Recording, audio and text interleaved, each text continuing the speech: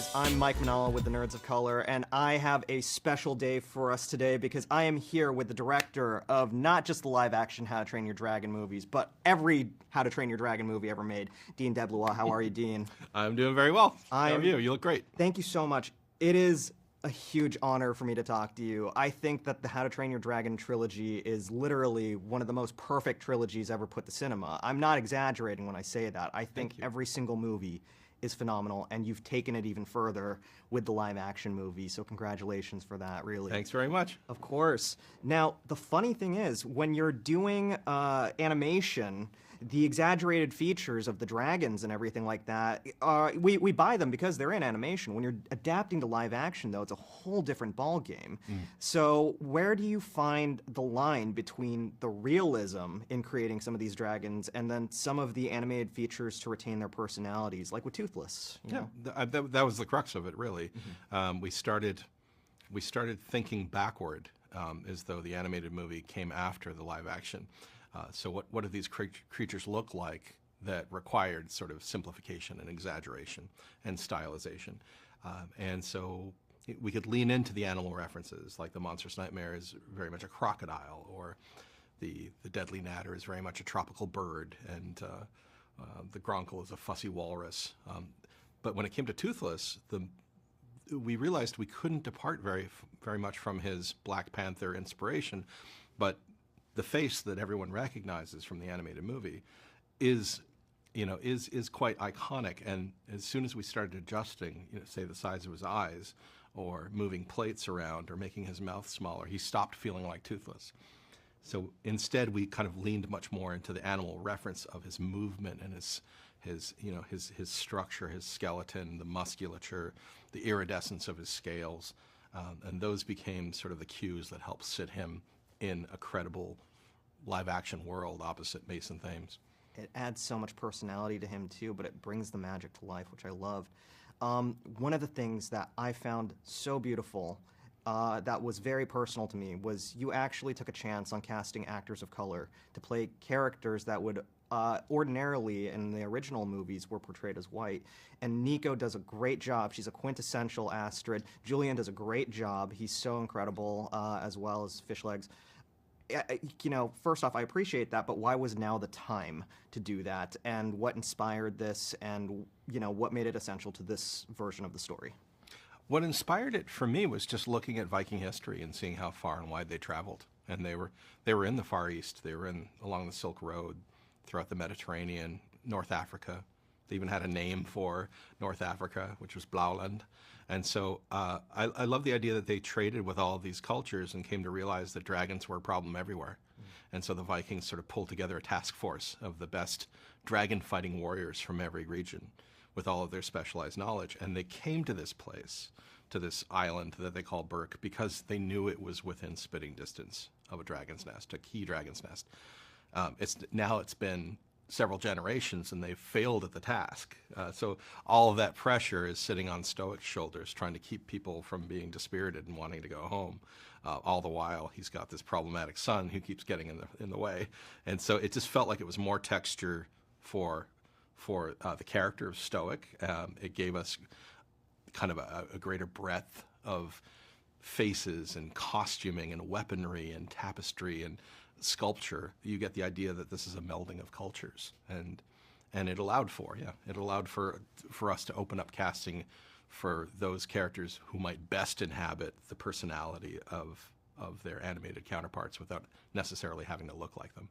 I love that because it means there's no boundaries. It adds so much layers to the story, to the culture, and to the narrative that we only knew so much about in the animated ones. And honestly, I just want to say, sir, thank you so much for creating these masterpieces.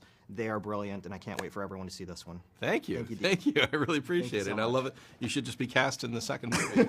I'm available. I'll put everything. I'm available. Thank you. With the cast of How to Train Your Dragon. How are you guys? Oh, man.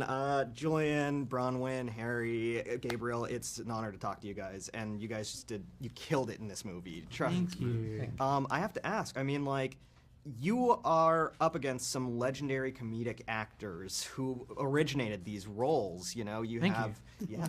No, originated. Oh, okay. But you guys lived up to those roles and exceeded them Now you say thank you. monumentally. Yeah.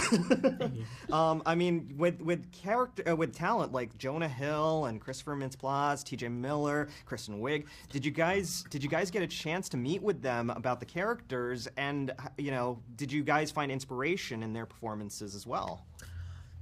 I'd love to meet. I'd love to. Yeah. I haven't got a chance, but a lot of it. I mean, it's just they're so funny. Like the original movies are so funny, and so I just tried to sort of steal, but not obviously. Do you know what I mean? Steal where they can't get angry. Yeah, but steal but get with annoyed. synonyms, Yeah, so yeah. that it's not a direct quote.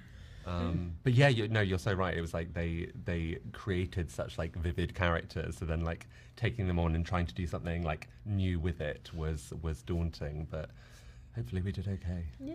You killed it. Are you kidding me? Like, I was so impressed, for example, Julian, on the way you just rattled the dragon facts everywhere, you know. That was the perfect way to emulate Chris, but also make it your own. And that's what you all did. You really did make it your own.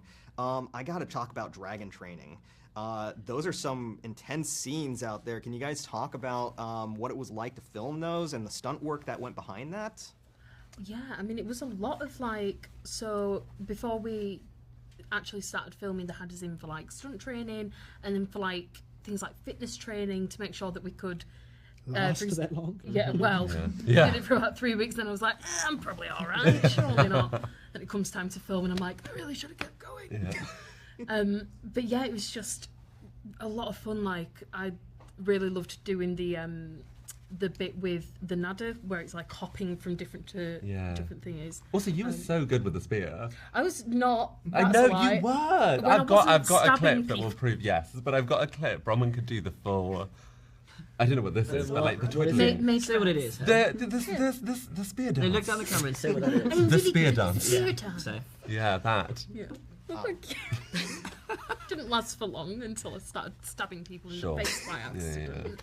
But it was really impressive. It was fun to watch. Those are some great and iconic scenes that you guys brought to life. You know, we got Hook Fang, Meat Lug, Barf and Belch. These are just some of the names that people called me in elementary school, but they're also the names of your characters' dragons. I gotta ask, not necessarily as your characters, but as you, if you could choose any of the dragons to be your personal dragon in real life, what would it be? Just down the line. Julian, I'll start with you. Probably Meatlug. Meatlug, yes. Meatlug. I would pick Bath and Belch, and then Bronwyn, you would have to take the other one, and they would just always be like sort of like that far apart. Yeah. That'd be nice. That'd be easier than phone calls. Yeah. Okay, we picked those ones. Forget FaceTime, let's just sit on Yes. dragons Yeah. together. Gorgeous. You see, I like Bath and Belch, but then I like Go on. a thick queen like Meatlug, so I think I'd have to go for that. I mean, Thick queen a like thick Meatlug. queen. And I'd like the A thick queen, yes. A thick queen like Meatlug.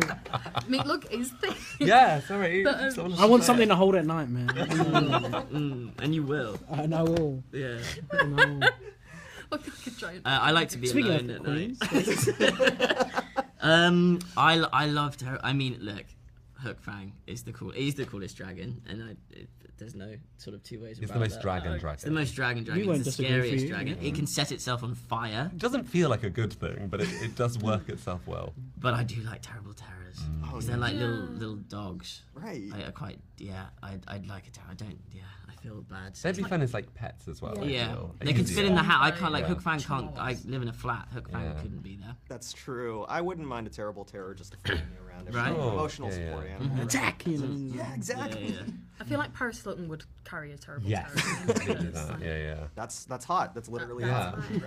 hot. Thank you guys so much. This was a lot of fun. I can't wait for people to see this and see how you guys brought these characters to life. I loved these performances in this movie so much. Thank you so much. Thank you so I much. appreciate it. Thank you. Lectures, fanboys, professional artists, and professors. Maybe a nerd who's just like you, talking about the things that you like too. So I invite you to the NOC in full color.